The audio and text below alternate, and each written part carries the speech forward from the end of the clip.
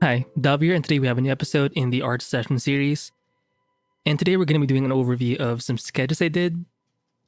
I was gonna do like three major paintings or something, kind of like last week, but I just started doing like these rather quick black and white grayscale only sketches, and I think I haven't gone past like 20 minutes, so they're all kind of short session or quick sketches. Um, and we'll discuss the first three. So first, I have this sort of quick lion study here. I found this on Pinterest, a reference anyway. And then, oh, by the way, I'm gonna try mixing in the time lapse along with like uh this view. I'm gonna try and add a little more effort. Um, and as much as I want to add or make the videos better, it's mainly a time issue. I just don't have enough time to do the editing, but I'm gonna try to do some basic editing, and I can maybe do that if I keep the videos short. So I can't be doing like 30+ minute videos for these kinds of like talks. So we'll try and keep it short. Yeah. So anyway, I decided to just go for grayscale just because it's faster, and recently I have been binging or saving a lot of animal references on Pinterest. Yeah, it's not human, but I think when you're interested in any kind of creature design or like aliens or stuff like even like mechs, because even mechas or androids they don't always have only humanoid features, right? So it's good to study real world animals. So here we have a cat, a lioness, and I think I did a good. I think for these three sketches, I was able to, or I decided to just use one brush, just because constantly switching between different brushes, I think is, if that's your preference, fine. But for quick sketches, I think it's good to keep things, simple. It depends on your painting style, but for fuller illustrations or renderings, I'm more inclined to be a bit more into the whole brush variety thing. Yeah, I do like to diversify my strokes that way, but for studies like these, especially if I'm trying to study form, maybe a bit of lighting, some details, I think the less you have to think about, in this case brushes, the more you can sort of acquire or focus more on the main thing you're trying to focus on. And for me, I think it was a little bit of silhouettes. This isn't like a breakdown of, I don't feel I did a good job, or I wasn't really too analytical with like the anatomy of like the leg all too much. I think for these sketches or this batch, I was very sensitive to the overall silhouette. For example, let me just make a new layer here. Let's bring a brush out, some kind of pen.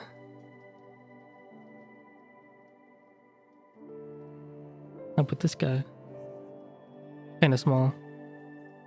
Okay, so we use this guy. So if you look at let me just bring the camera here. If you look at this leg over here, look at how it's so like rectangular. Same thing for this paw. Like this is what I saw. I mean, in the reference photo, you will see some nuances like with the curves and everything, but when trying to bring it into your canvas, you want to simplify it to like these basic shapes, especially for the silhouettes. And that's kind of what I was really sort of focusing on. So even if on the insides, maybe there's some detail here, like for example, for this part of the elbow, I guess for this leg, all I did was capture like the shape of the actual light instead of thinking too much about the anatomy. I can maybe do like a breakdown and really go in deep with like the anatomy of this leg in the future. But for me, it was the first thing I considered was the main shape, and then the shape of this light within that main shape. So that was kind of my overall thinking throughout this process, and I think it was as a good starting sketch for this like series of sketches. I think I felt good when I did the studies. It was super quick, but I think it was it got me sort of in this studious mode, because sometimes you can end up like copying things and you're kind of not paying too much attention to what you're drawing or painting. But well, even though this is technically kind of a copy, I just felt more engaged, and I think it's because I gave myself a goal. Number one, the silhouettes, and number two, just capturing some details in terms of the light. And again, the anatomy may not be too accurate, but after the whole silhouettes were done, after I captured like the main like shapes and everything inside that, I did reference the photo a lot, seeing where the lights and darks go, which is kind of easy. But I also thought about not adding too much detail, just because it is a study. I don't want to spend too long, and honestly, I'm not very motivated in copying everything 1:1. So I'm kind of veering away from that. And I think a good way to help yourself do that is not spend too long. So give yourself like a time limit. For me, it's like I cap at like 10 minutes. If I go beyond like for a few minutes, I'm fine with that. But I think for these series of sketches, I was able to do just 10 minutes of, and maybe a little more of drawing or painting. And I think it's a good amount of time to capture the essentials. So try this out, and yeah. I'm not sure if I should do like one video per sketch. I'm kind of thinking about doing that, but you know what? Maybe I'll do 3 videos, but I'll batch a couple of sketches or talk about a couple of sketches that are kind of the same for each video. In that way, I can keep things a bit more manageable. Who knows? Anyway, I'll just ramble. So the next sketch we have is this guy over here. Let's turn this off. It's a bear. Now, if you look at this specific bear, it's actually break down the shapes. It's super oh my god, like it's so simple. Like I was able to carve the silhouette, the outer silhouette, so quickly and easily. And I enjoyed this study, but I think I had the most issue, or where I had the most issue with this piece is the fur. I was still using the same brush I used in the past or recent or previous sketch or study, but I did pay a bit more attention to the fur because, for this kind of animal, way more than say the line, because at least for the line, you can like see the muscles a lot clearly because the hair isn't that like thick, right? But for bears and these types of animals, it's kind of hard to, you can see a little bit of the anatomy, say, in this part, maybe a little bit in the arms, but even that it's not too intense. But yeah, it was kind of challenging to make it feel more volume centric. Am I saying it right? Just because there's a lot of like texture going on with like the fur, right? But if you'll notice for this specific bear, if you zoom out, the reference photo essentially had this like one big dark shape for this shadow, and I did notice that from the photo or reference. And this is kind of the thing you want to see when you're studying or using reference, like what can you simplify? And for me, that was like the first thing that I saw. It was that, and also aside from this shape, the first shape I believe was simply this angle, right? It's not even, I mean, yeah, there are some nuances on this side, sure, but overall, as a base, like the base average line is just that 2 lines in these like 2 different angles, but that's it. Same thing for the mouth, is like a square, and then it goes kind of like a perpendicular, in a perpendicular way, and then it kind of goes to a point, right? So if you can think of this or see this first and then try to bring it into your work, I think you're gonna have a much easier time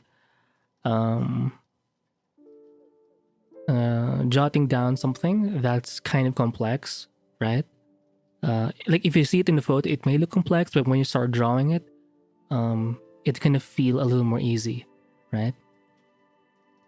And I think it's good to not be so attached to the nuances a bit, especially for like these curves over here. I mean, you can add them later on, but I think it's kind of okay to just leave it kind of almost angular sometimes.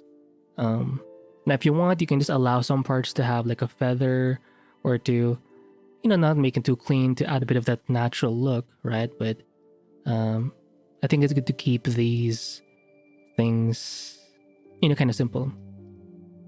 And I think it's good to have studies like these where it's more like an observational study, like you're not trying to create something on your own.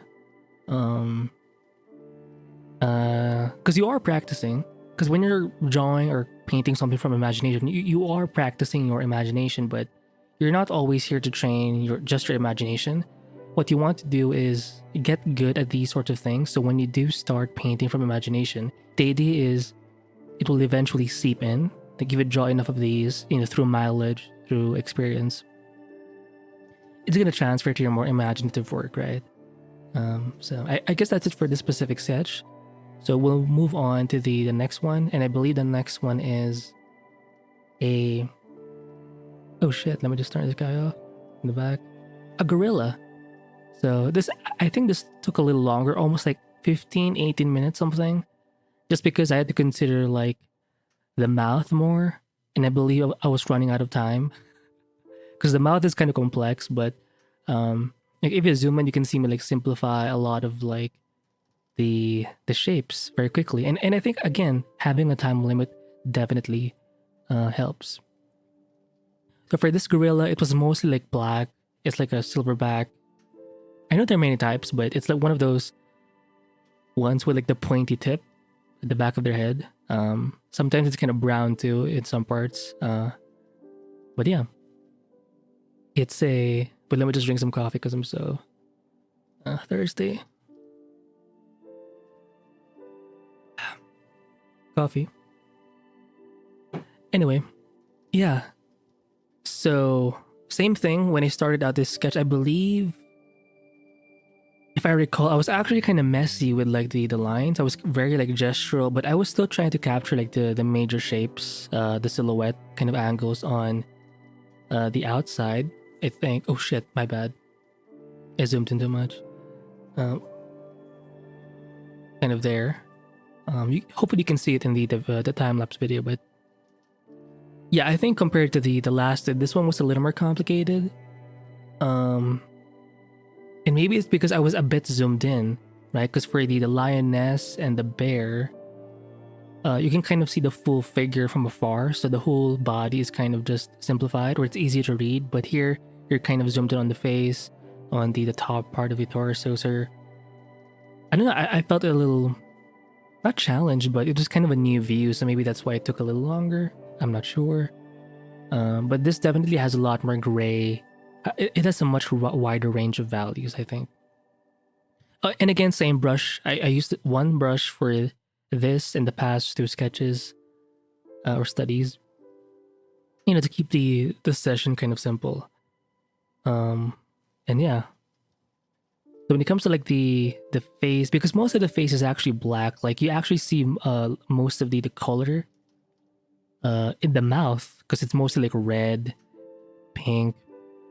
But everywhere else, it was just like a different range of grays, from blacks to like light grays.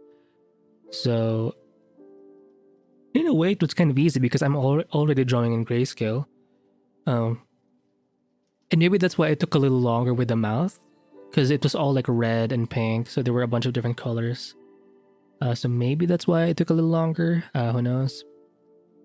Now, is the mouth as detailed? Not really, but I did my best to make sure that I captured the main parts. For example, the sharp kind of teeth. Even though it's kind of suggestive, it looks kind of right, and I think that's good enough for me. Like, it looks where it's supposed to be, It doesn't look really off in a major kind of way. So to me, this was a very successful study. And yeah. I did try to capture a little bit of some facial... I mean, this guy, when the reference photo of this gorilla, it's screaming obviously, but they had their eyes closed. So I'm not sure if that's how they scream. They close their eyes. as they scream. But it was interesting. I did try to capture the wrinkles, right? And I did play around with, because you actually see some blacks in the face, or say for example for this part of the eye, right? Like it's just deep black. But because it's also in the reference photo, it was easier to just put it down on the canvas as well. So I wasn't like imagining or trying to break it down myself. In a way, it was already broken down in the reference. So that made things definitely a lot easier. So understand, the more less contrasty your reference is, I think you're going to spend a little more time thinking about how to break it down. And it's going to be a little harder to read. So my advice is, if you have reference and you're doing these types of studies, pick one that has a little more contrast. And I think you're going to have it doesn't have to be perfect, but just enough contrast for you to see like major value changes. And yeah. So maybe I'll stop the video here, just because I think in the next batch of sketches, I went a different route. So, but in this case, I did a bunch of grayscale only, one brush, focused on animals mainly, and yeah. So hopefully enjoy this episode. I'm going to talk about the next video in the next video. So I'll see you in the next episode. Bye.